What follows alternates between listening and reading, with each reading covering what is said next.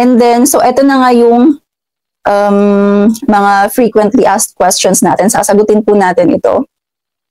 So yung first question, possible ba na hindi mabigyan ng CFO certificate? The answer is yes, possible po.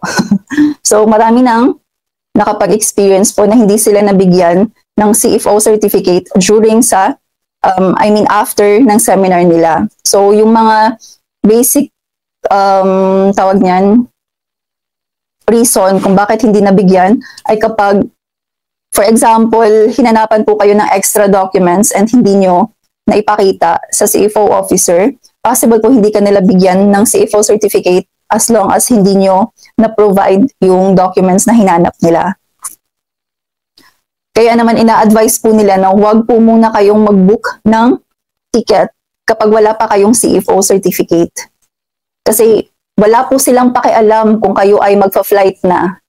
Wala silang pakialam kung yung visa nyo ay mag-expire na. Kung hindi nyo ma-provide yung mga requirements na hinanap nila, ay talagang hindi po nila kayo bibigyan ng CFO certificate.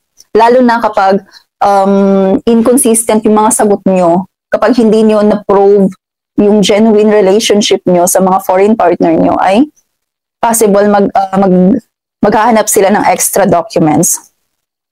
So ayun, kailangan i-provide niyo po talaga yung list of requirements na makikita niyo sa barcoded form.